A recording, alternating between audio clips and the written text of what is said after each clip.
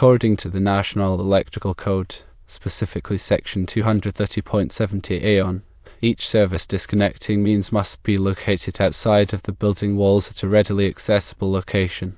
Furthermore, Section 230.70 ATWA specifies that the disconnecting means must be installed at a height of not less than 2 feet above the finished grade. Therefore, tapping off the load lugs of the meter and extending underground to a detached garage without a service disconnect at the dwelling is not permissible. This is because the code requires a readily accessible disconnecting means located outside the building. However, it is permissible to provide a service disconnect below the meter to feed only the detached garage. Section 230.70A allows for multiple service disconnecting means for a single service. Additionally, Section 250.32 requires only one service disconnecting means for a detached garage. In this scenario, the service disconnect for the dwelling can remain inside, and a separate service disconnect can be installed outside to supply the garage. To reiterate the code requirements, firstly, the service disconnecting means must be located outside the building. Secondly, it must be readily accessible.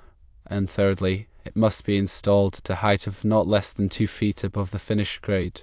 When dealing with detached structures, the National Electrical Code has specific requirements to ensure safety and proper electrical installation. The most relevant sections include Article 225, which covers outside branch circuits and feeders, Article 230, which deals with services, and Article 250, which pertains to grounding and bonding. When a detached garage is supplied with power from the main dwelling, there are two primary approaches: firstly, as a feeder from the main service panel in the dwelling, or secondly, as a separate service with its own meter and disconnect. The question concerns the scenario where the detached garage is intended to be fed from the load side of the dwelling's meter, essentially creating a tap before the main service disconnect inside the dwelling. The NEC provides clarity on whether this is permissible and under what conditions. Tapping off the load lugs of the meter and extending underground to the garage without a service disconnect at the dwelling raises several concerns regarding safety and compliance. The NEC generally requires a service disconnect to be readily accessible and located near the point of entry of the service conductors into the building. Section 230.70A mandates that each service disconnecting means shall be located outside of the building walls at a readily accessible location. This requirement is intended to allow emergency responders or homeowners to quickly de-energize the electrical system in case of a fire or other hazardous situation. The code further specifies the height at which the service disconnect must be installed. Section 230.70 ATWA states that the disconnecting means shall be installed at a height of not less than 2 feet above finished grade. This ensures that the disconnect is easily accessible and protected from flooding or other environmental factors. Given these requirements, tapping off the load lugs of the meter without a service disconnect to the dwelling would violate the NEC.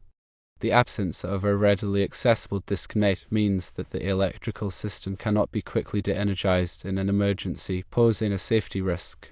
Providing a service disconnect below the meter to feed only the garage presents a different scenario. The NEC allows for multiple service disconnecting means for a single service under certain conditions. Section 230.2 permits more than one service drop or service lateral to supply a building or other structure where there is no available space for service equipment accessible to all occupants, or where the capacity requirements are in excess of 2000 amps to supply voltage of 1000 volts or less. However, in the case of a single-family dwelling with a detached garage, the allowance for multiple service disconnecting means is typically governed by the requirements for detached structures. Section 250.32 addresses the grounding and bonding requirements for detached buildings or structures.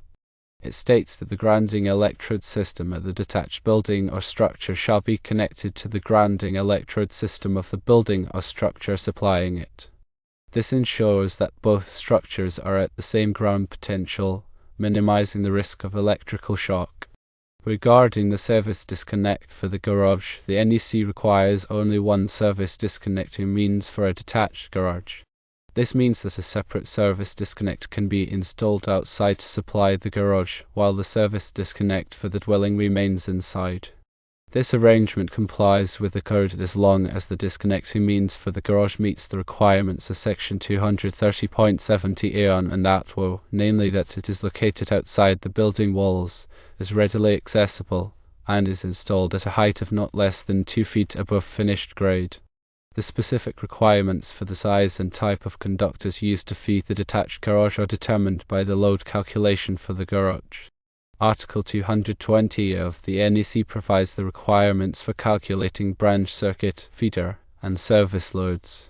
The load calculation must take into account all anticipated loads in the garage, including lighting, receptacles, and any permanently connected appliances or equipment. The conductors must be sized to carry the calculated load without exceeding their ampacity rating, as specified in Article 310 of the NEC. The overcurrent protection for the conductors must also be sized appropriately to protect the conductors from overload and short-circuit conditions. The grounding and bonding requirements for the detached garage are critical for safety.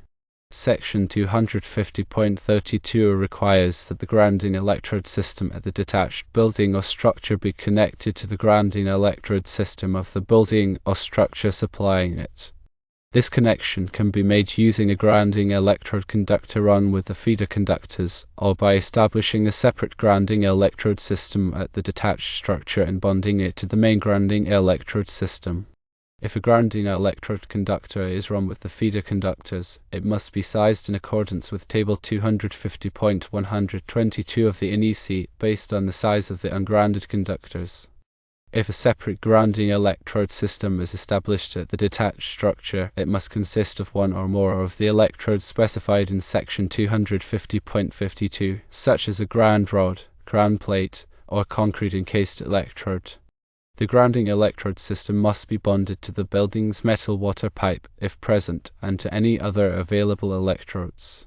In addition to grounding, bonding is also essential for minimizing the risk of electrical shock. All metal parts that are likely to become energized, such as metal enclosures, conduit, and equipment frames, must be bonded together to create a low impedance path for fault current to return to the source. This ensures that the overcurrent protection device will trip quickly in the event of a ground fault, de-energizing the circuit and preventing electrical shock. The specific bonding requirements are found in Article 250 of the NEC. It's also essential to consider the requirements for underground wiring when extending the feeder to the detached garage. Section 300.5 of the NEC specifies the minimum burial depths for underground conductors. The burial depth depends on the voltage of the conductors and the type of wiring method used. For example, direct burial conductors must be buried deeper than conductors installed in rigid metal conduit or intermediate metal conduit. The underground conductors must also be protected from physical damage.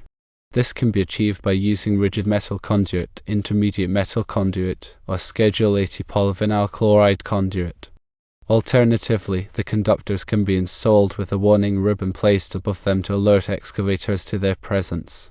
In summary, while it is not permissible to tap off the load lugs of the meter and extend underground to the garage without service disconnect at the dwelling due to the requirements for a readily accessible disconnecting means, it is permissible to provide a service disconnect below the meter to feed only the garage, provided that the disconnect meets the code requirements for location, accessibility, and height, and that the grounding, bonding, and underground wiring requirements are also met.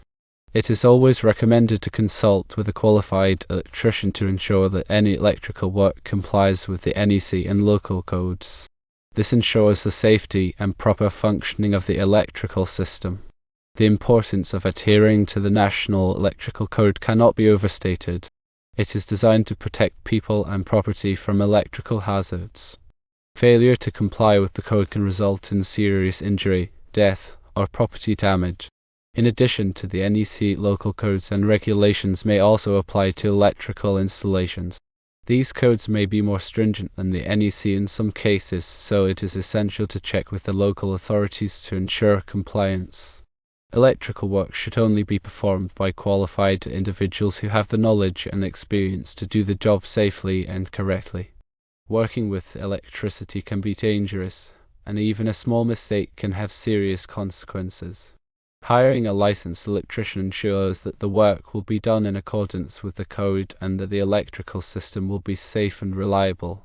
Before starting any electrical work, it is essential to obtain the necessary permits from the local authorities. Permits ensure that the work will be inspected by a qualified inspector who will verify that it complies with the code. Inspections help to identify potential hazards and ensure that the electrical system is safe for use. Furthermore, consider the impact of future load changes. Electrical needs often evolve over time. Planning for future expansion or increased electrical demand in the garage can save time and money in the long run. This might involve installing a larger conduit or pulling extra conductors to accommodate future needs. Thinking ahead can prevent the need for costly upgrades later on. Also, proper documentation is crucial for any electrical work. Keep detailed records of all work performed, including wiring diagrams, load calculations, and inspection reports. This documentation can be invaluable for troubleshooting problems in the future and for demonstrating compliance with the code. Lastly, safety should always be the top priority when working with electricity. Always energize the circuit before working on it, and use appropriate personal protective equipment such as insulated gloves and safety glasses. Never work on electrical equipment in wet or damp conditions, and never take shortcuts or compromise on safety. The principles outlined above extend to various other scenarios involving electrical installations in residential and commercial settings. Understanding the fundamental requirements for service disconnects, grounding, bonding, and overcurrent protection is essential for ensuring the safety and reliability of electrical systems. The NEC provides a comprehensive set of rules and guidelines that must be followed to minimize the risk of electrical hazards. It is a living document that is updated regularly to reflect changes in technology and best practices. Staying informed about the latest code requirements is crucial for anyone involved in electrical work. This includes electricians, contractors, engineers, and inspectors. Continuing education courses and professional development opportunities can help to keep professionals up to date on the latest changes in the code. In addition to the technical aspects of electrical installations, it is also important to consider the aesthetic aspects. Electrical equipment should be installed in a neat and workmanlike manner, and wiring should be concealed whenever possible. This helps to create a visually appealing environment and minimizes the risk of damage to the wiring. It is also important to label all electrical equipment clearly and accurately. This helps to identify the purpose of each circuit and makes it easier to troubleshoot problems in the future. Labels should be durable and weather-resistant to ensure that they remain legible over time. Furthermore, regular maintenance is essential for ensuring the long-term reliability of electrical systems. This includes inspecting wiring for damage, tightening connections, and testing overcurrent protection devices. Regular maintenance can help to identify potential problems before they become serious and prevent costly repairs in the future.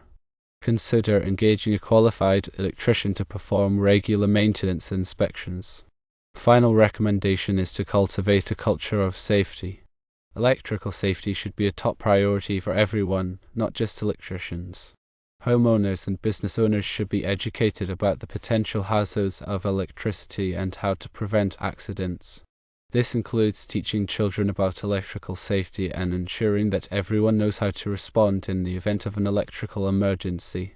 By promoting a culture of safety, we can reduce the number of electrical accidents and save lives.